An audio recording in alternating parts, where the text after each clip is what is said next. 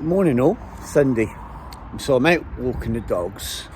I'm just roaming. I've just been for a walk, but roaming around this little mini garage, this garage now, BMW mini garage. Look at this, look. The all-electric mini. Which is sort of cool if you're a city person, I suppose, but I will never have an electric car, ever. I hate the idea of it. I think the whole thing's a big con. You know, but they're so expensive, these cars. Well, like the Tesla, right? You get one, if a battery's knackered, the battery's £28,000. You can buy a really nice car for £28,000, but that's just for a battery, you know. Anyway, by the time it's absolutely compulsory, if it gets to that, which it probably will, I'll be dead by then. But I'd never have an electric car, you know.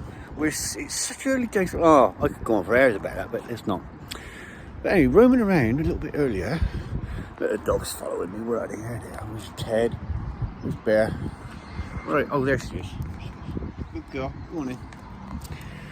And so I was walking. This is my second circuit round here now this morning. I was just going along these cars, having a little look round. Although it's similar to the old Mini, it's not really. It's quite a medium-sized car. And I come across this one. Look, right? This one. £32,000. Yeah, £32,250 for a Mini.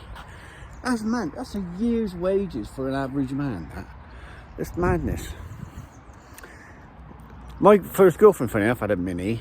We were about 17. Her dad bought her a Mini because I didn't have any money then. Well, like I haven't now.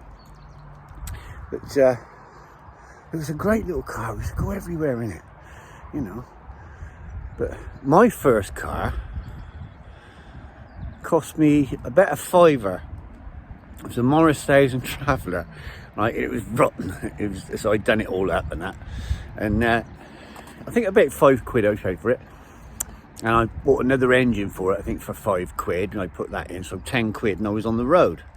I was 15 then, but then when I was 17, I was driving it around. Although I was driving it around at 15, but that's what you did then. Not now. Mind you, back then, my wages, my first job, I'd be right.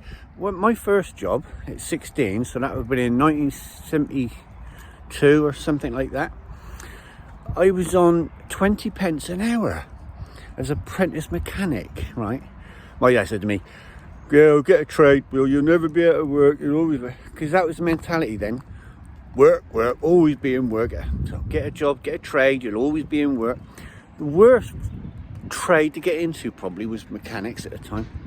Well, it probably still is now, I don't know. Although garages do charge a lot of money now. But anyway, that side. So 20 pence an hour. So I'd work 40 hours at 16. And bearing in mind, I already knew a lot about cars because I've been doing them up since I was a kid with me dad and other people. And so I was quite capable. 20 pence an hour, so I had £8 a week. And I would take home £7.43. But back then, it wasn't a lot of money, it was shite money. But I could go out for £1 at 16, you know, for £1. I smoked then. You could buy 20 cigarettes for 18 pence, 20 number 6 it was, right? So a Friday night, I'd go out with £1, right? And this is at 16, before I had a moped or anything.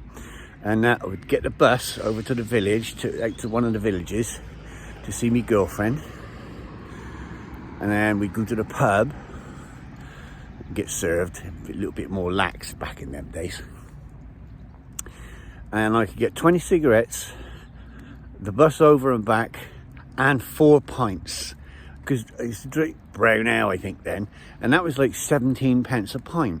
So I can get four pints, a bus fare over and back, and a packet of cigarettes for £1, less than £1. And, God, isn't that mad to think of that? You know. I was going to tell you something actually. What was I saying? Electric cars? We've done that. Oh, I'll tell you what, the cheapest car I ever bought, right? When I was 18, me and a good friend of mine took me up it, and we were working together. I think he was living at our house actually with us. You know, circumstances were what they were at the time. And so we both worked at the same place. And for a guy called Frank Alexander. And we were trainee panel beaters and sprayers. So I bought an old Volkswagen. I only bought it from a scrapyard for a tenner. And because it had big fat wide wheels on it. The tyres were off of a XJ6 Jag, you know, really wide wheels and slightly flared arches, and it was rusted and rotten. So Frank, who we worked for, we could keep it there and do it up. And then he went and bought a car from the same scrapyard, funny enough. And then we were doing the cars up over a period of a few months. And we were in a pub on a Sunday. And he just left that job and gone somewhere else. So he was never going to finish doing the car up. And I said, oh, look, he's not going to bother. And I said, I'll have it off you, because it was quite a nice car. He'd done quite a lot of work, got it ready. And I bought it off him for 50 pence. So that's the cheapest car I ever had. It cost me 50 pence. And it was a Hillman Minx. But not a square one, the slightly rounded one. It was in the 50s anyway, you know, from the 1950s. And I had that for a long time. Sprayed it all silver. Thought I was jack shit in it. It was just an old banger, but I loved it. As I did the Volkswagen. Times change, don't they? And you go, God.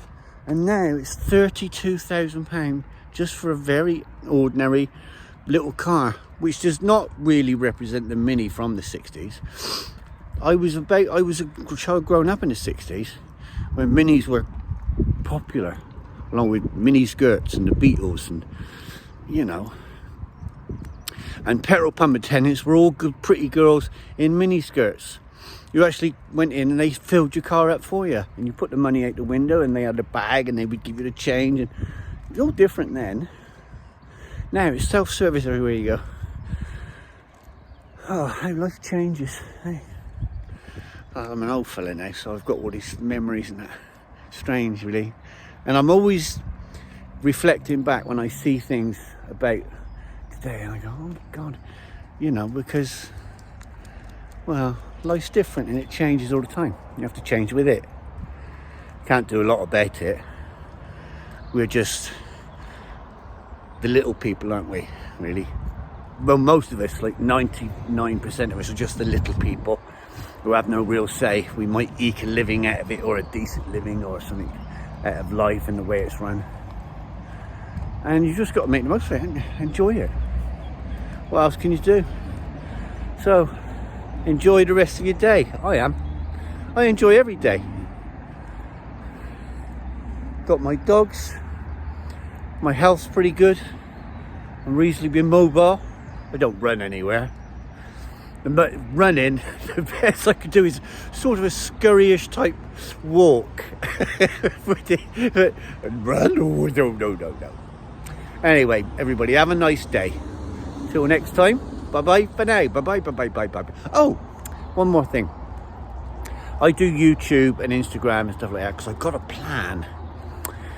I might not see it to fruition because I'm an old bloke, but that's just how life is. But if I can get it on the track and on the road rolling, someone else can take it over. It's all to do with animal rescue and veterans, you know, because I'm quite passionate about the fact that our own people, when you think of a country being, you know, mum and dad, like a family, it's mum and dad, that's the Prime Minister and the Chancellor of the Exchequer, and then your aunties and uncles, and because they're all the wise people, they're Prime Ministers and they're MPs and stuff like that. And then the grandparents who live over the garage, you know, that's actually your House of Lords. And the rest of us are just toddlers, doing what we're told, being looked after by the parents. And that, where was I going with that? I don't know. I got a bit. Oh, I know. So anyway, so I got a plan. I got a sidetrack. See, it happens all the time. Where's the dogs? Oh, here they are. Go on in. Go on. Just go and do your dog thing. Yes, Ted. Good boy. Good dog. Rescue dogs, you see. Oh yeah. So my plan is to do a rescuing animals, stuff like that. So the process of that, or the format, is YouTube, Instagram, and I've got 2 YouTube channels, but the second one's a serious one. But my first YouTube, which is Loose Enders Van Life, if I can get the numbers up to that and then get monetized and start generating a few pennies, not much obviously, I can donate it to smaller animal rescue centres that are doing things and need that little bit of money, because there's loads of people out there doing good things and they need a little bit of help and support, and so I'd like to be part of that. If I can be more than that, which I do sort of have a plan, which I will put in a video, which I'm going to put on my YouTube channel, the plan, you know, I'll just call it the plan. I'll do it in the next week or 2 probably. So if you fancied helping, which I can't do anything without people getting on board and being supportive, go to Loose Enders Van Life, just sign up, just become a subscriber, costs you nothing, and that's all I ask. If you can do that, that would be a great help, and that would be the start of maybe doing something good, a good thing, which I would like to get underway. So if you could do that, that'd be great. Thank you. Give it a like, thumbs up, share it, maybe something, you know. If you don't like the videos, obviously don't share it, but just subscribe, and that'll help me get started. And then through the YouTube channel, I will tell you what's happening as I go along. And hopefully one day, maybe not in my lifetime, but in one day, I would hope that to become an animal sanctuary and a veterans sanctuary as well, for people that are just abandoned. They've put their life on the line for the country, nation, whatever, and when there are times that they're just let go and they're damaged, broken, injured, hurt. A lot of it you can't see. It's not physical, it's emotional stuff, and I know of some people that have really struggled, and I'm quite passionate about it, and it's wrong that they should be left to their own devices. So I think animals need rescuing, veterans and that need a purpose, and who doesn't love animals? And you marry these 2 things up, and I think it could become something. One day a sanctuary would be nice, but every journey starts with 1 step. This is 1 step, well, probably the first step really, me telling you about it. So if you can come on board and do that, I'd be very grateful, and I will come round your house and give you a big sloppy kiss or something. And if you follow me, you might like the videos, or you might not, but if that's the case, fine, that's all right. Just subscribe, help me out, get started. So that's me blabbering on for 15 minutes or whatever it is, 13 minutes, that'll do. So till next time, see you later, bye for now, bye bye from me and Bear and Ted. There you go. Till next time, bye bye.